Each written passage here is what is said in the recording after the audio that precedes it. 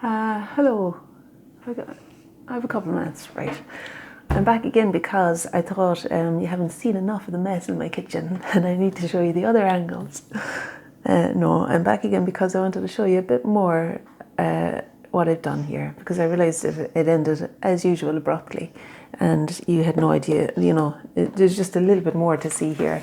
I'm not saying it's a masterpiece now, but it gives you more of an idea of how to proceed with this mosaic, and hopefully you'll feel inspired to do a better job.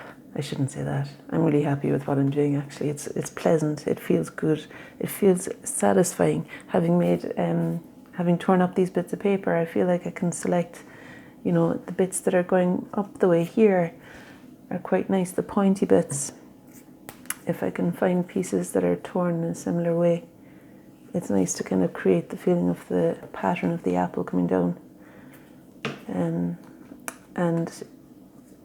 yeah, you kind of get into it, So let me see now.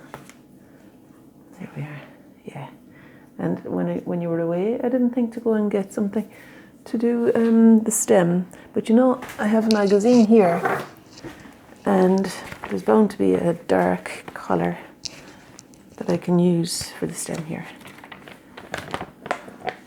Actually, I'll probably get really excited now and start taking loads of different colours out of here.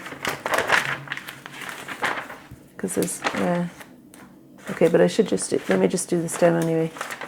Oh yeah, see that painting, for example? That has a nice sunset sky that would work for parts of the apple there in the front, I think. Of course, it's a different quality when it's from the magazine. It's got a bit more of a shine to it than that little bit there. And then this is an art magazine, so these are pictures. Oh, you're nearly gone. Right, so I found something that would work, I think, for the stem. It's just the feather of a bird from a painting. I'm going to stick it in before you go, so you get the idea. It's almost like an apple. All right, enjoy. I'm going to make that stem a bit longer, I think, because look at how long the stem is on that apple.